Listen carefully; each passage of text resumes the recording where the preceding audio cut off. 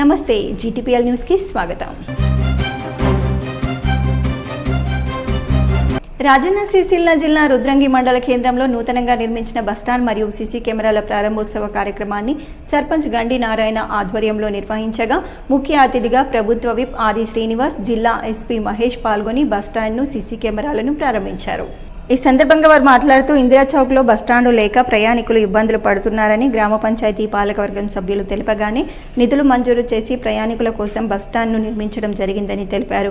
నేరాల నియంత్రణలో సీసీ కెమెరాల పాత్ర కీలకమని, అటువంటి సీసీ కెమెరాలను సొంత ఖర్చులతో గ్రామానికి అందించిన ముంబై వ్యాపారవేత్త గోపిని ఘనంగా సన్మానించారు.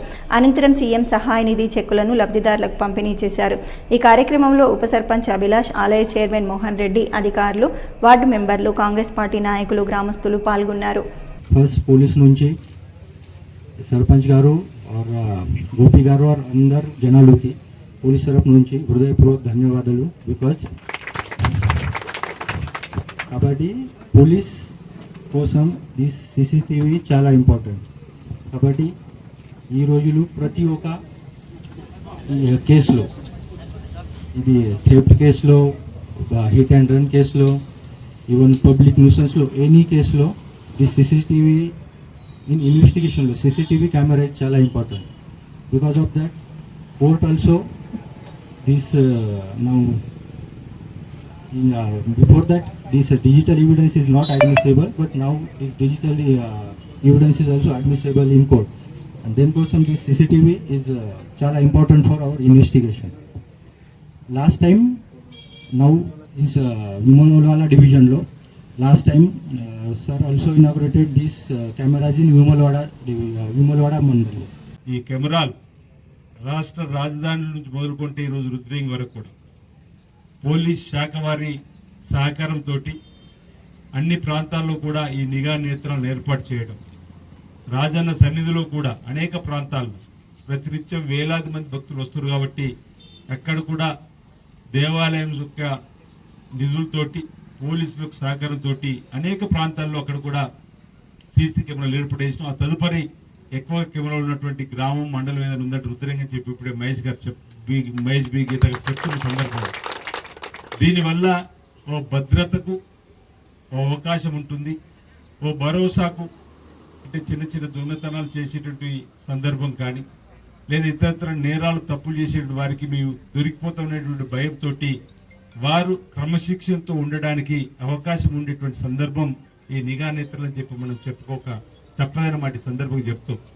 మారుతున్నటువంటి కాలానికి అనుగుణంగా మనం కూడా మారుతున్నటువంటి సందర్భంలో ఈరోజు ఇలాంటి జాగ్రత్తలో భాగంగా కెమెరాలు రావడం, ఇది మెయిన్ రోడ్డుతోనే ఉన్నది, ఇంకా గ్రామాల్లో కూడా పెట్టుకోవాలి. కాబట్టి రాబో రోజుల్లో కూడా ఇంకా గ్రామాల్లో ఉన్న ముఖ్య కూడల్లో కూడా ఇలాంటి నిఘా నేత్రాలను ఏర్పాటు చేసుకునే విధంగా తగు చర్యలను గ్రామ పంచాయతీ పాలకవర్గం తీసుకునే విధంగా, గ్రామ సహకారం కూడా సందర్భంలో అందించే విధంగా, తద్వారా సురక్షితమైనటువంటి గ్రామంగా, భద్రత పరంగా గ్రామంగా తీసుకోవడానికి అవకాశం ఉంటుందన్నమాట. ఎందుకంటే రాత్రి మనందరం నిద్రపోతాం, పోలీస్ సైరన్ ఒకటి తిరుగుతుంది, కానీ దాంతోపాటు నిఘా నేత్రాలు ఉంటే ఎక్కడికెక్కడ వారు భయపడేటువంటి ఆస్కారం, అవకాశం ఉంటుంది. కాబట్టి వీటిని మనం పెంచుకోవాల్సినటువంటి అవసరం ఉందన్నమాట సందర్భంగా చెప్తూ, మరి ఇందిరా చౌక్ను అభివృద్ధి చేసుకునే క్రమంలో ఇక్కడ ఉన్నటువంటి ప్రభుత్వ స్థలంలో ఇక్కడ ఉన్నటువంటి మోరు పైన చక్కగా స్లాబ్ వేసుకొని ఒక బస్ షెల్టర్ను అందుబాటులోకి తీసుకొని రావడం, ఇక్కడ కూరగాయలు అమ్ముకునే వారికి రోడ్డు మీద వస్తున్నారు, వారికి కూడా ఉపయోగం ఉంటుందని చెప్పి అన్నప్పుడు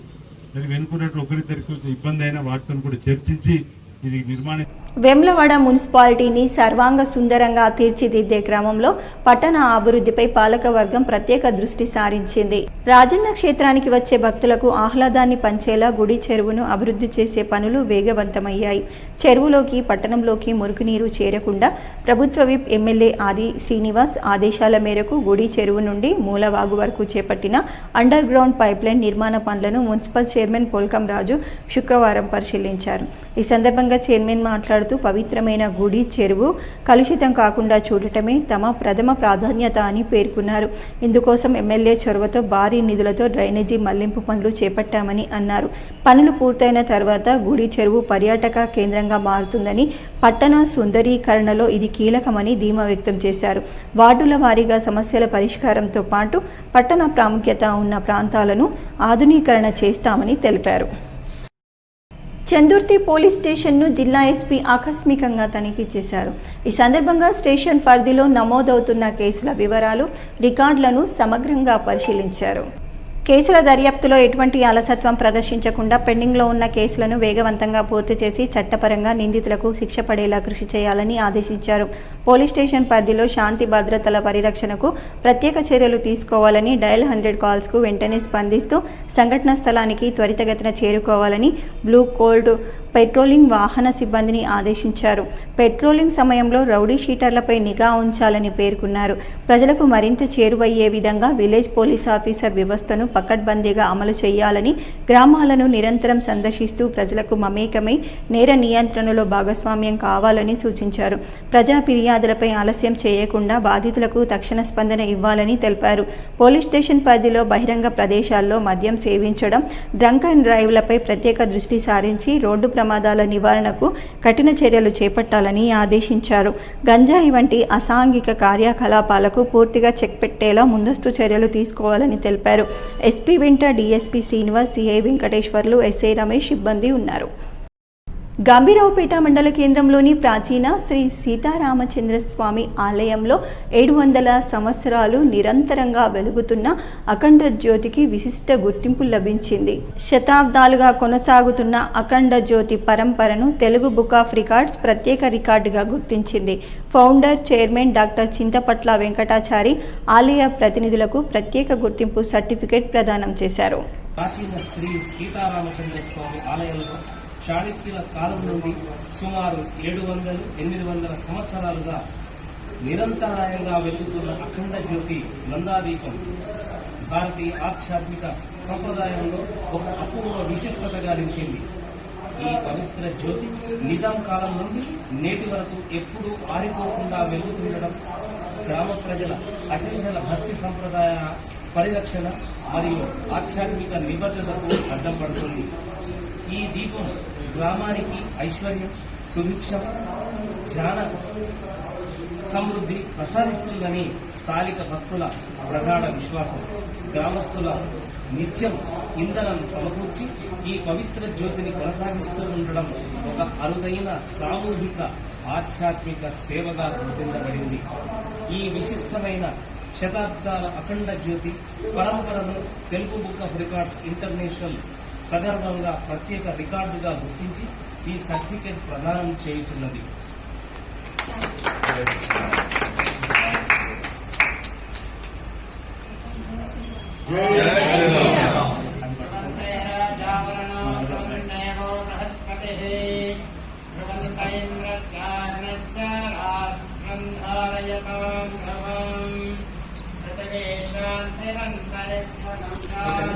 కరీంనగర్ పార్లమెంట్ సభ్యులు, కేంద్ర హోంశాఖ సహాయ మంత్రి బండి సంజయ్ కుమార్ నిధులతో గ్రామాలను అభివృద్ధి చేస్తున్నట్లు చందుర్తి మండలం భారతీయ జనతా పార్టీ అధ్యక్షుడు మోకెల విజయేందర్ తెలిపారు.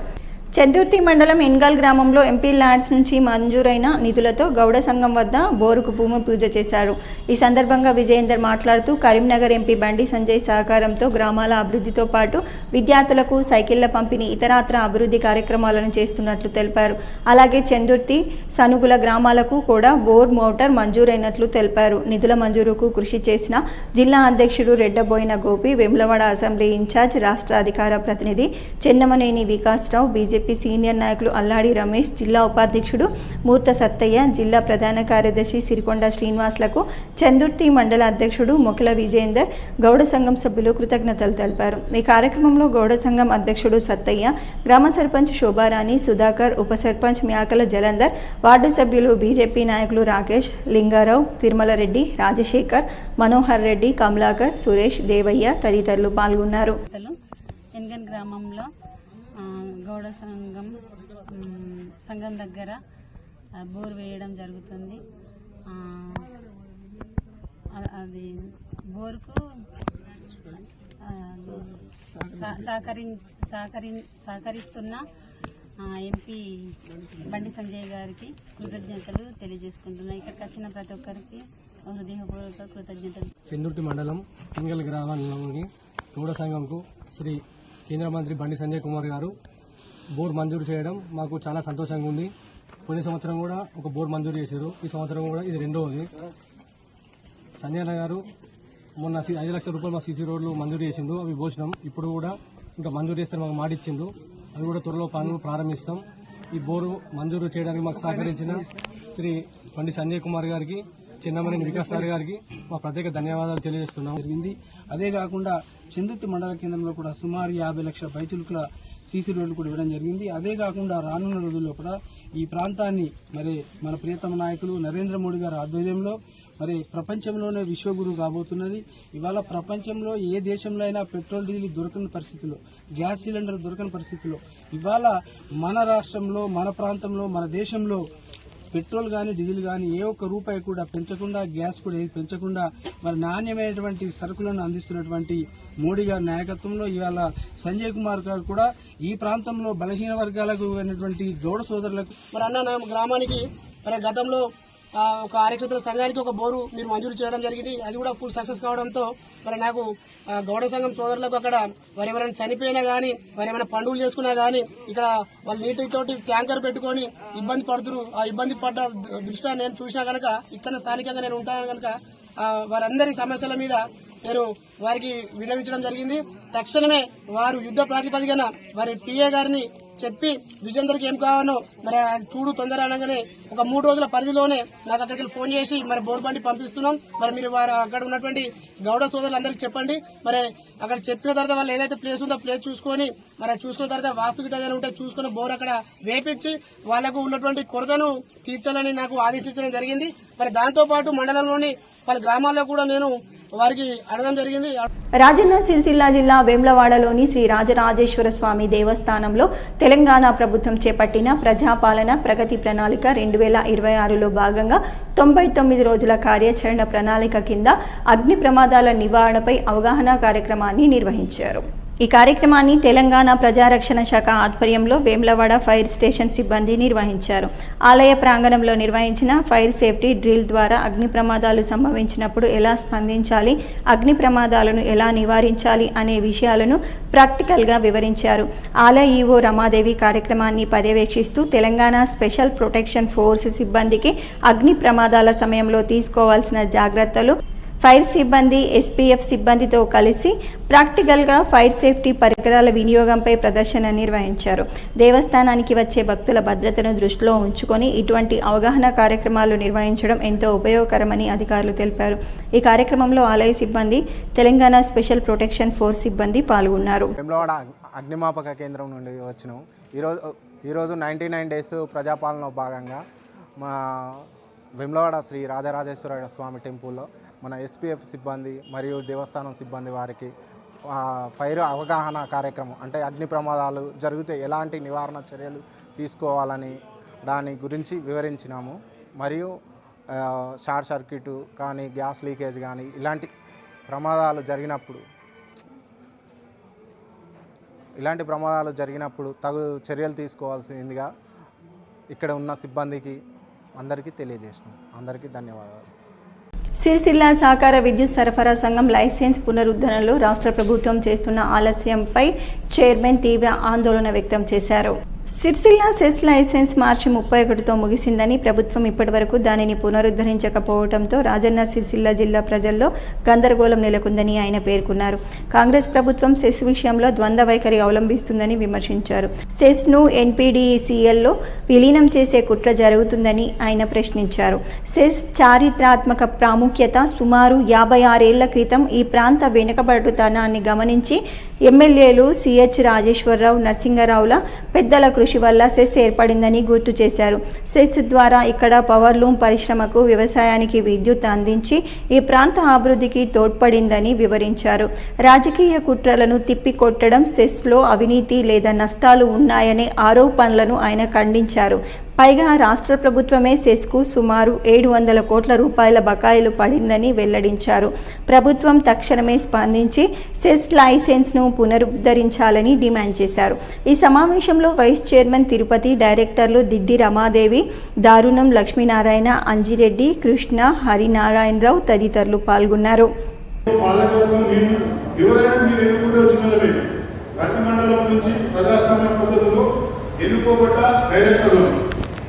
వచ్చినాం 3 సంవత్సరాల ముందు మేము పాలన చేసినాం. ఇప్పటికి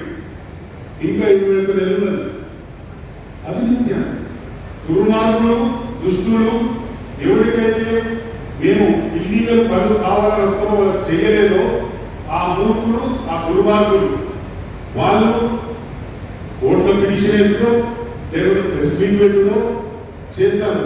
పరమాత్మ ఉండా కొడుకులు వాళ్ళు. ఎందుకంటే ఎందుకు తెలుసు నా కోపం? ఎందుకంటే ఒక మంచిగా నడుస్తున్న సంస్థ బదనాం చేసి నేను తప్పుగా ఆలోచన చేస్తాను. ఇది తప్పు, ఇక చేయకూడదు, అది మంచిది కాదు.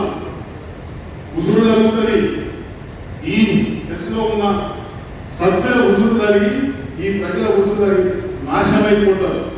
దీని మీద ఆరోపణ చేసిన వాళ్ళు, దీన్ని తీస్తామనుకున్నారు. ఎవరు కూడా బచాయించరు. ఏదున్నా భగవంతుడే చూడాలి. అంతేగాని మీరు ఏం చేసినా నడవదు. ఈ ప్రజలు ఎవరు ఒప్పుకోరు. ఈ ప్రజలు గట్టిగా లేరు ఎక్కడిచ్చి ఖచ్చితంగా. ఎందుకంటే అన్ని విప్లవాలు చూసిన వాళ్ళు సిరిసిల్ల గడ్డ ఇప్పుడు కాదు, అప్పుడు కాదు, 75 నుంచి మనం చూసుకుంటూ వస్తున్నాం ఇప్పుడు దాకా. కంచాల రఘు గారు అడిగితే, సార్ మేము తప్పకుండా ఇంతకుముందు కూడా ఈఆర్సీ రూల్ ప్రకారంగానే ఇతర డిస్కమ్లో జరుగుతున్నటువంటి వ్యవహారాల ప్రకారంగా వర్క్ చేస్తున్నాము. కానీ మాకు ఒక సాంప్రదాయం ఉంది. మాకు ప్రతి ఊరు నుంచి అక్కడ ఎలిట్ అయినటువంటి ప్రాతినిధ్యం వహిస్తున్నటువంటి ప్రతినిధులు ఉంటారు. వాళ్ళ దగ్గర మేము తెలియజేసి వాళ్ళ ఆమోదం తీసుకొని మేము కంటిన్యూషన్ చేస్తామని చెప్పినాం. ఏమీ లేదు, ఒకటో డేట్ నాడు వచ్చి వాళ్ళు 2 డేట్ నాడు చేసారు. జస్ట్ ఈ యాప్లో 2 డేస్ మాత్రమే. రేపటి నుంచి మనకు వినవల్ రాగానే రేపటి నుంచే మనకి ఇంప్లిమెంటేషన్ అయినటువంటి వాతావరణం ఉంటుంది తప్ప వాళ్ళకి ఏమీ చేయలేరు. ఇవాళ స్టోర్ కాడికి లెక్కలేని ల్యాండ్ తీసుకొచ్చి అక్కడ పోలీసు వాళ్ళని సెక్యూరిటీ పెట్టుకున్నారు. అంత అవసరం ఏమంటే మనకు పోలీసు వాళ్ళని సెక్యూరిటీ పెట్టుకోవాల్సిన మనకి ఎంత అవసరం ఉంటే అంత తీసుకొచ్చుకొని మన దగ్గర ఉన్నటువంటి రైతాంగానికి కానీ మన దగ్గర చేనేత కార్మికులకు కానీ ఇక్కడ ఏ లైన్ ఉన్నా ఆ లైన్ చేసుకోవాల్సిన బాధ్యత ఇక్కడ ఉన్నటువంటి సంస్థ పైన ఉంది. ఇంత ఆగమేఘాల మీద ఇట్లాంటి వాతావరణం సృష్టించడం కరెక్ట్ కాదు. ఎట్టి పరిస్థితుల్లో మీరు ఇక్కడ కన్జ్యూమర్లను గౌరవించి రాజకీయంగా ఎలాంటి శత్రుత్వం ఉన్నా ఎలాంటి ఇబ్బందులు ఉన్నా దాన్ని మీరు క్రియేట్ చేయండి. దాన్ని దేనికైనా దానికి సిద్ధం. కానీ ఇక్కడ ఉన్నటువంటి కన్జ్యూమర్లను ఎవ్వరు కూడా ఇబ్బంది పెట్టినా అందరం చైతన్యవంతులమై సైనికుల్లాగా పనిచేసి ఈ సంస్థను కాపాడవలసిన బాధ్యత మనందరం. కరీంనగర్ జిల్లా హుజూరాబాద్ సమీపంలో ఏర్పాటు చేసే డంపింగ్ యార్డ్ రాజకీయంగా దుమారం రేపుతుంది. బీజేపీ నేతలు వేరువేరుగా డంపింగ్ యార్డ్ను సందర్శించి సంఘీభావం తెలుపుతూ డంపింగ్ యార్డ్ను వెంటనే రద్దు చేయాలని డిమాండ్ చేశారు. కేంద్ర మంత్రి బండి సంజయ్, మల్కాజ్గిరి ఎంపీ ఈటెల రాజేందర్ వేరువేరుగా డంపింగ్ యార్డ్ను సందర్శించి అఖిలపక్షం ఆధ్వర్యంలో జరిగే ఆందోళనకు సంఘీభావం తెలిపారు. డంపింగ్ యార్డ్ను బీజేపీ వ్యతిరేకిస్తుందని కేంద్ర మంత్రి బండి సంజయ్ కుమార్ ప్రకటించారు. రాష్ట్ర ప్రభుత్వం ఎంపిక స్థలం జనావాసాలకు దగ్గరగా ఉండడమే కాకుండా వన్యప్రాణులు కూడా ఉండడమే అందుకు కారణమని చెప్పారు. హుజూరాబాద్ ప్రజల ఆందోళనను అర్థం చేసుకొని చెత్త డంపింగ్ యార్డ్ స్థలాన్ని జనావాసాలు లేని ప్రాంతానికి తరలించాలని డిమాండ్ చేశారు. లేని పక్షంలో హుజూరాబాద్ ప్రజలతో కలిసి బీజేపీ పెద్ద ఎత్తున ఉద్యమిస్తుందని హెచ్చరించారు. హుజూరాబాద్ సమీపంలో చెత్త డంపింగ్ యార్డ్ను ఏర్పాటు చేయాలని కాంగ్రెస్, బీఆర్ఎస్ పాలకులు చేసిన తప్పిదమేనని మండిపడ్డారు. మున్సిపాలిటీకి ఆమె దూరంలో కూడా లేనట్టి ఈ ప్రాంతంలో డంప్ యార్డ్ అయితే ప్రభుత్వం పెట్టాలని నిర్ణయించుకున్నదో దీన్ని భారతీయ జనతా పార్టీ పూర్తిగా వ్యతిరేకిస్తుంది. డంప్ యార్డ్ పెట్టడానికి మేము వ్యతిరేకం కాదు, కానీ ఏ ప్రభుత్వమైనా ఏ పాలకులైనా ఒక సమస్య నుంచి ఆ పరిష్కారం చూపెట్టి మళ్ళీ సమస్య లేని ప్రాంతంలో ప్రజలకు ఇబ్బంది లేని ప్రాంతంలో డంప్ యార్డ్ పెడితే మాకు ఇబ్బంది లేదు. కానీ ఒకరి సమస్య ఉందని చెప్పి భావించి మళ్ళీ ఇంకో సమస్యను క్రియేట్ చేయడం అనేది మంచి పద్ధతి కాదు. ఈ గుట్ట దాడితే మున్సిపాలిటీ, రేపు డంప్ యార్డ్ అయితే మున్సిపాలిటీ పరిధికి వస్తుంది. కానీ చుట్టుపక్కల గ్రామాలు ఉన్నాయి. కానీ ప్రభుత్వం ఏం ఆలోచనతో నిర్ణయం తీసుకున్నదో, ఎందుకు ఇలాంటి నిర్ణయాలు తీసుకుంటుందో ఇప్పటికీ అర్థం కాని ప్రశ్న. ఇది మంచి పద్ధతి కాదనే విషయాన్ని ప్రభుత్వం గుర్తుంచుకోవాలి. ప్రజలందరూ ఒకటే. ఏ ప్రజల ఆరోగ్యాన్ని కాపాడాల్సిన బాధ్యత ప్రభుత్వం మీద ఉంది, పాలకుల మీద ఉంది. ప్రజల ఆరోగ్యాలను కాపాడాల్సిన ప్రభుత్వం దానికి భిన్నంగా ప్రజల ఆరోగ్యాలను ముక్కుబాటే విధంగా ప్రజల ప్రాణాలతో చెలగాటమాడడాన్ని భారతీయ జనతా పార్టీ పూర్తిగా వ్యతిరేకిస్తుంది. ఇది పూర్తిగా తప్పు నిర్ణయం. ఇప్పుడు ఈ హుజూరాబాద్లో ఏమవుతుందంటే రాజకీయాలు స్టార్ట్ అయినాయి. చేసింది గత పాలకులు, దాన్ని అమలు చేసేది ఈ పాలకులు. వీళ్ళు కొట్టాడుతున్నారు, వాళ్ళు కొట్టాడుతున్నారు. రేపు మీడియా కూడా వాస్తవాలు చెప్పలేకపోతున్నది. అందరికీ జై అంటున్నారు. వ్యతిరేకించింది ఎవరు? దీన్ని పెట్టింది ఎవరు? దీన్ని వ్యతిరేకించేది కేవలం భారతీయ జనతా పార్టీ మాత్రమే. దీన్ని వ్యతిరేకిస్తున్నది. దీనికి ముందు నుంచి కూడా సపోర్ట్ చేస్తలేం మేము. దీన్ని ఆలోచించాలి. గత పాలకులు ఇక్కడ పెట్టాలని చెప్పి నిర్ణయం తీసుకున్నారు. కొన్ని రాష్ట్ర ముఖ్యమంత్రి గారు ఆ రోజు గుమ్లాపూర్ సభలో క్లియర్ అయిపోయిండు. 2 జిల్లాలకు సంబంధించి డంపింగ్ యార్డు ఇక్కడ పెడుతున్నామని చెప్పి ప్రకటించారు. ఫస్ట్ రెస్పాండ్ నేనే, ఫస్ట్ ఖండించింది, ఆ రోజు వ్యతిరేకించింది నేనే దీని మీద. మరి గత పాలకులు దీన్ని ఆపితే ఇది ఆగేది. ఇప్పుడు గత పాలకులు తప్పు చేసారు, దీన్ని పరిశీలించి ఇది నిజంగా ప్రజలకు ఉపయోగపడుతుందా, ప్రజలకు ఇబ్బంది వస్తుందని గుర్తించాల్సిన ఈ పాలకులు వీళ్ళు దాన్నే ముద్రేశారు, ఈయన పెడతాను వీళ్ళు అంటున్నారు. మరి కారకులు కూడా ఆలోచించారు. కాబట్టి బీఆర్ఎస్ కాంగ్రెస్ పార్టీలు 2 పార్టీలు దీనికి బాధ్యత వహించాలి. తెలంగాణలో 6 గ్యారంటీలను అమలు చేశానని కేరళలో చెప్పిన సీఎం రేవంత్ రెడ్డికి కేంద్ర మంత్రి బండి సంజయ్ బహిరంగ సవాల్ విసిరారు. కేరళ మీడియా ప్రతినిధులతో పాటు తెలంగాణలో పర్యటిద్దామని 6 గ్యారంటీలను అమలు చేసినట్లు నిరూపిస్తే మంత్రి పదవికి రాజీనామా చేసేందుకు సిద్ధంగా ఉన్నానని తెలిపారు. హుజురాబాద్లో మీడియాతో మాట్లాడిన బండి సంజయ్ సీఎం పచ్చి అబద్ధాలు చెప్తున్నారని ఆరోపించారు. మహిళలకు 2,500 రూపాయలు తులం బంగారం, స్కూటీ, 4,000 రూపాయల ఆసరా పెన్షన్లు, విద్యార్థులకు 5 లక్షల భరోసా కార్డు, నిరుద్యోగులకు 4,000 భృతి, కౌలు రైతులు, రైతు కూలీలకు రైతు భరోసా అమలు చేయలేదని నిరూపించేందుకు తాను సిద్ధంగా ఉన్నానని తెలిపారు.